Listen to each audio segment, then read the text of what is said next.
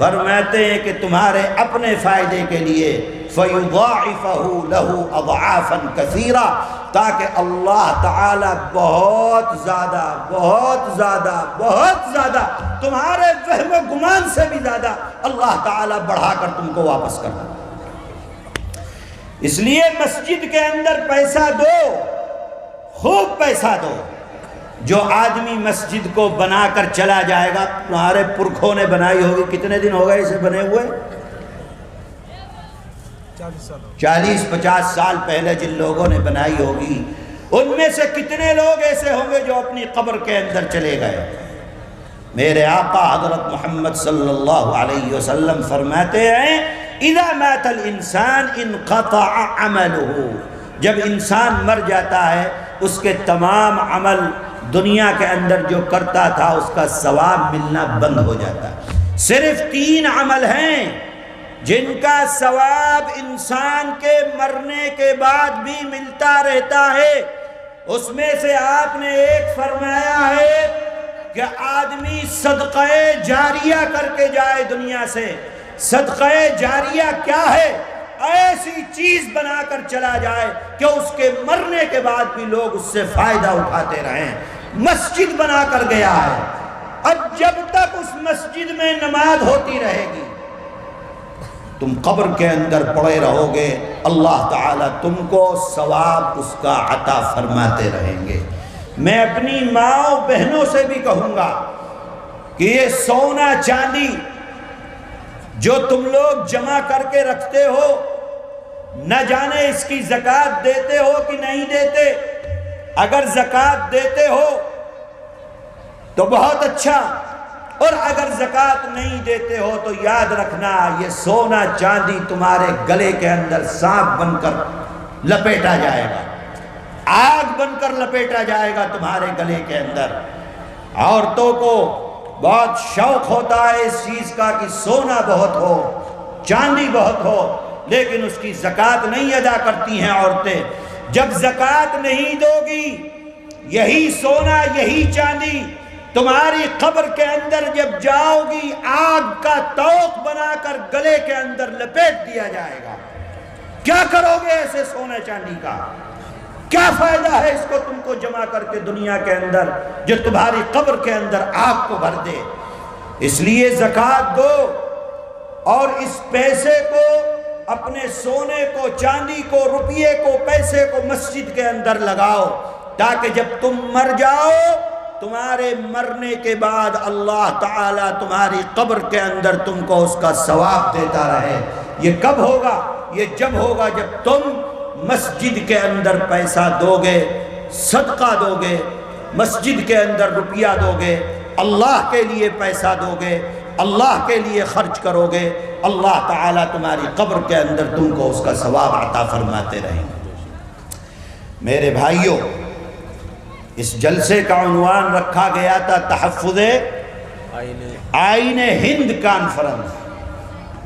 ہندوستان کا جو سیکولر دستور ہے اس سیکولر دستور کی حفاظت، سیکولر دستور کی حفاظت میرے بھائی، یہ صرف مسلمانوں کا کام نہیں ہے، بلکہ ہر دیش سے پریم کرنے والے ہر انسان کا کام ہے کہ وہ اپنے ملک کے سیکولر دستور کی حفاظت کرنے کے لیے آ گیا ہے۔ لیکن یہاں تو بیڑا ہی غرق کر رکھا ہے آپ لوگوں نے۔ جو پارٹیاں سیکولر دستور کی محافظ ہیں انہی پارٹیوں کو نکال کر باہر کھڑا کر دیا، اور جو پارٹیاں ملک کے سیکولر دستور کو آگ لگا رہی ہیں انہی پارٹیوں کو آگے کرنے میں آپ نے اپنے کردار کو ادا کیا ہے، تو کیا کہا جا سکتا ہے؟ میرے بھائیوں، سوچو سمجھو، ملک کے اندر جو ہمارا قانون ہے، جو ہمارا دستور ہے، وہ سیکولر دستور ہے، وہ سب کو ملک کے اندر برابری کے حقوق دیتا ہے۔ میرے بھائی، اس سیکولر دستور کی حفاظت کرنا ہم تمام کی ذمہ داری ہے۔ کیوں ذمہ داری ہے؟ اس لیے کہ ملک کو آزاد کرانے میں ہم نے اپنے کردار کو ادا کیا، ہمارے بڑوں نے ادا کیا، ہمارے بزرگوں نے ادا کیا، جمعیت علماء نے ادا کیا۔ جمعیت علماء کے اکابرین نے ادا کیا۔ بڑے بڑے علماء آپ کے اس وطن کی آزادی کے لیے کٹ گئے، مر گئے، پھانسی کے پھندوں کو چوم لیا انہوں نے۔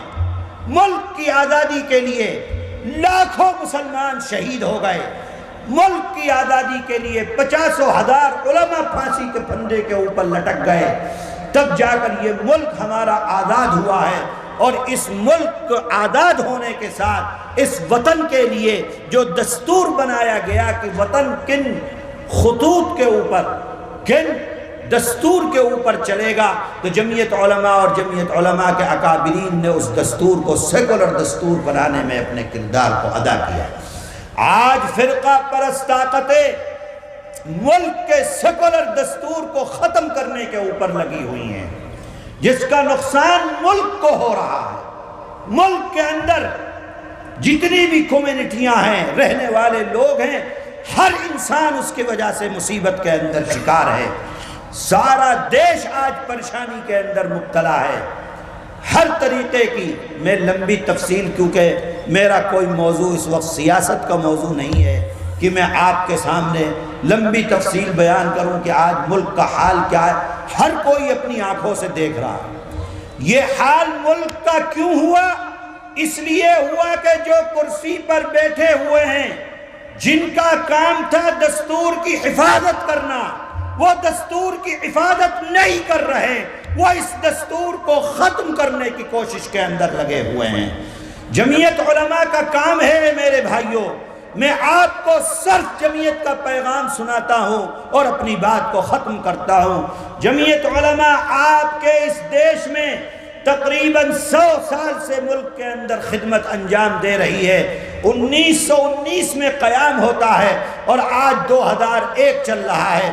جس وقت جمعیت علماء قائم ہوئی ہے، جس وقت جمعیت علماء کی بنیاد پڑی ہے، جس وقت جمعیت علماء کا دستور لکھا گیا ہے، اے میرے بھائیوں، اس کی بنیادوں کے اندر یہ بات شامل ہے کہ جمعیت علماء کو بنایا جا رہا ہے اس کام کے لیے، تاکہ ملک کے اندر جتنے بھی لوگ رہتے ہیں، چاہے ان کا دین کچھ ہو، دھرم کچھ ہو، وہ کسی دین اور دھرم کے ماننے والے ہوں، ان تمام لوگوں کے درمیان پیار، محبت، لوگوں کو ایک ساتھ لانا، لوگوں کو ایک ساتھ ملانا، دلوں کی نفرتوں کو ختم کرنا۔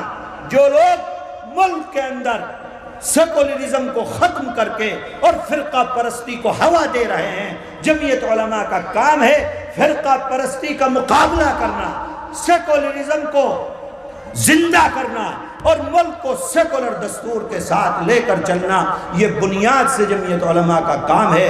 میرے بھائیوں، یہی میں آپ سے کہتا ہوں کہ یہ جمعیت علماء کا پیغام ہے، یہی قرآن کا پیغام ہے، یہی میرے آقا حضرت محمد صلی اللہ علیہ وسلم کا پیغام ہے کہ جہاں رہو، جس جگہ رہو، لوگوں کے ساتھ بھلائی کرو، مسلمانوں کے ساتھ نہیں، لوگوں کے ساتھ بھلائی کرو، پیار کی بات کرو، محبت کی بات کرو، ایک دوسرے کے دکھ اور درد میں شریک رہ کر اپنی زندگی کو گزارو۔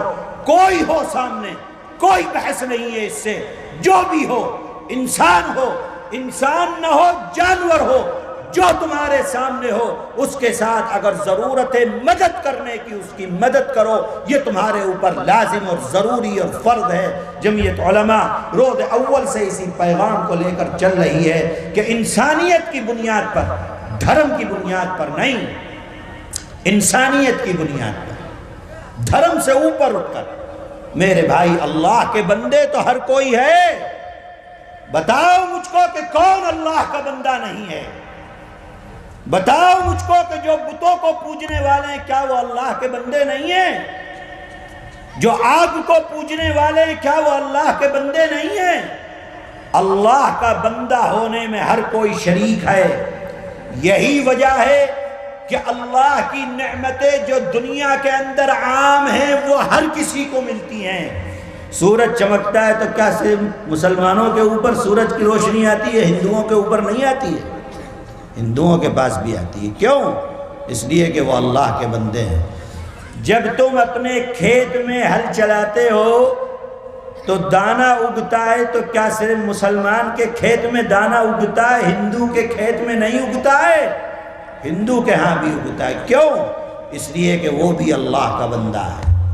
میرے بھائی، انسان ہونے میں ہر کوئی شریک ہے۔ اللہ نے ہم پر فضل کر دیا ہے کہ اپنے دین سے، اپنے آقا کی امت کے اندر اپنے کلمے سے ہم کو نواز دیا، اور اللہ نے ان کو اس سے محروم رکھا ہے، لیکن انسان ہونے میں ہر کوئی شریک ہے۔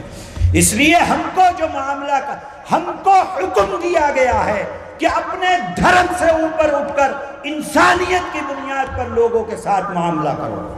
کوئی ان کا دھرم ہو، کوئی ان کا مسئلہ ہو، آپ کو دھرم دیکھ کر کسی کے ساتھ بات نہیں کرنی ہے، دھرم دیکھ کر معاملہ نہیں کرنا ہے، بلکہ انسان ہونے کی بنیاد پر معاملہ کرنا ہے۔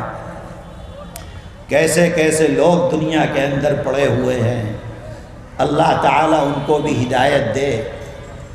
آج میں دیکھ رہا تھا کہ ایک بچہ کسی مندر کے اندر چلا گیا پانی پینے کے لیے، تو لوگ اس کو مار رہے ہیں نام پوچھ کر کہ یہ مسلمان۔ کیسی خراب بات! کھانا پینا ہندو اور مسلمان؟ آپ کا دین آپ کو کہتا ہے، اے مسلمانوں میں تم کو بتلا رہا ہوں، آپ کا دین آپ کو کہتا ہے اے مسلمانوں کہ اگر تم رات کو کھانا کھا کر بھر پیٹ سو گئے اور تمہارے پڑوس میں ہندو رہتا ہے، وہ بھوکا سویا، اس کے بچے بھوکے سوئے، تم نے ان ہندوؤں کی خبر نہیں لی اور تم پیٹ بھر کر کھا کر سو گئے، تمہارا دھرم کہتا ہے کہ اے مسلمانوں تم مسلمان نہیں ہو، تم ایمان والے نہیں ہو۔ آقا نامدار حضرت محمد صلی اللہ علیہ وسلم فرماتے ہیں کہ پڑوسی بھوکا سو جائے اور مسلمان پیٹ بھر کے سو جائے، یہ نہیں ہو سکتا۔ یا تو وہ مسلمان نہیں ہے، اور اگر مسلمان ہے تو اس کا پڑوسی بھوکا نہیں سو سکتا۔ یہ آپ کا دھرم اور آپ کا دین ہے۔ آج مسلمان تو ہر چیز کو چھوڑے ہوئے بیٹھا ہے۔ میرے بھائیوں، ہم کو اس فکر کو زندہ کرنا ہے جس فکر کے اوپر جمعیت علماء کو قائم کیا گیا تھا۔ ہم کو محبت، پیار، ہر کسی کے ساتھ معاملہ انسانیت کی بنیاد پر کرنا ہے، ہر انسان کے ساتھ اچھا معاملہ کرنا ہے۔ اللہ کو سب سے زیادہ ناپسند وہ بندہ ہے جو اللہ کے بندوں پر ظلم کرتا ہے، اور اللہ کا سب سے زیادہ مقرب، قریب ترین وہ بندہ ہے جو اللہ کے بندوں کے اوپر رحم کرتا ہے۔ یہ نہیں فرمایا کہ ہندو کے مسلمان کے اوپر رحم کرنے والا، اللہ کے بندوں پر رحم کرنے والا، اللہ کے بندوں کے ساتھ اچھا معاملہ کرنے والا، اللہ کے بندوں کی خبرگیری کرنے والا، وہ اللہ کے نزدیک سب سے زیادہ محبوب بندہ ہے، سب سے زیادہ اللہ کا قریب بندہ ہے۔ اس لیے اگر اللہ کی قربت چاہتے ہو تو اللہ کے بندوں کے ساتھ محبت کرو۔ ہندو اور مسلمان کوئی چیز نہیں، اسلام دھرم میں معاملات کرنے میں ہندو اور مسلمان کچھ نہیں ہے، اس کو اپنے بھیجے سے نکال کر باہر رکھ دو۔ اگر معاملات کرنے میں کوئی آپ کو یہ سبق دیتا ہے کہ ہندو اور مسلمان کا معاملہ، تو یاد رکھیے کہ وہ اسلام کا سبق آپ کو نہیں دے رہا ہے، وہ کوئی دوسرا سبق آپ کو۔ اسلام کا سبق یہ کہ جب معاملہ ہے کسی کے ساتھ، دھرم کا اس کے اندر کوئی مسئلہ نہیں ہے، انسان ہے، انسان کے ساتھ آپ کو صحیح معاملہ کرنا ہے۔ اللہ تعالی ہم تمام کو اپنی مرضیات پر چلنے کی توفیق عطا فرمائے۔ میرے بھائی، میں نے 2-3 باتیں آپ سے عرض کی ہیں، ایک مرتبہ اس کو دہراتا ہوں۔ پہلی تو یہ ہے کہ قرآن کریم کو پڑھنے کا معمول بنائیں گے انشاءاللہ، عورت بھی بنائے، مرد بھی بنائے، اپنے گھروں میں قرآن پڑھواؤ، تلاوت کرو۔ نئی ضرورت ہے کہ بہت لمبا 10 منٹ کرو، 5 منٹ کرو، 1 صفحہ پڑھو، 2 صفحے پڑھو، 1 پاؤ پڑھو، جتنا ممکن ہو، لیکن روزانہ کا معاملہ۔ جیسے موبائل روز دیکھتے ہو نا صبح شام، ایسے ہی وقت بنا لو کہ بھئی ہم کو قرآن پڑھنا بھی ہے اور اپنے موبائلوں میں قرآن سننا بھی۔ دوسری چیز، نماز کی پابندی کرو۔ پابندی کے ساتھ نماز کو پڑھو۔ تیسری چیز خوب صدقہ کرو، مرد بھی کرے عورت بھی کرے۔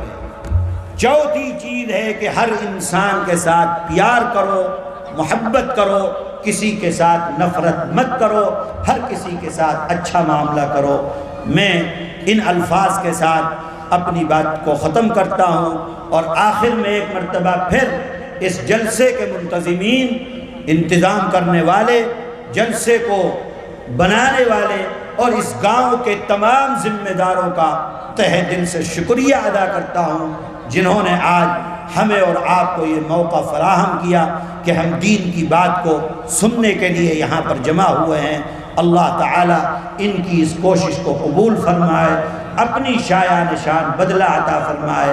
اللہ تعالیٰ ہمارے آنے کو قبول فرمائے، بیٹھنے کو قبول فرمائے، اور جو کچھ کہا گیا ہے اس پر عمل کرنے کی توفیق عطا فرمائے۔ آخر میں مولوی عبدالسلام ہے یا نہیں، میں ان کا شکریہ ادا کرتا ہوں، انہوں نے بڑی محنت کی ہے، اور اس مسجد کے سلسلے میں وہ کافی دن سے فکر مند ہیں۔ انشاءاللہ ان کی فکر جو ہے وہ کام آئے گی، اور یہ مسجد انشاءاللہ بن کر تیار ہوگی۔ اللہ تعالی ہر طریقے سے عافیت اور خیر کے ساتھ اس کو پایہ تکمیل تک پہنچائے۔ وآخر دعوانا ان الحمد للہ رب العالمین، وصلی اللہ تعالی علی خیر خلقہ محمد وآلہ واصحابہ اجمعین۔ سیراب تجھ سے ہوتی رہے خلق صبح شام۔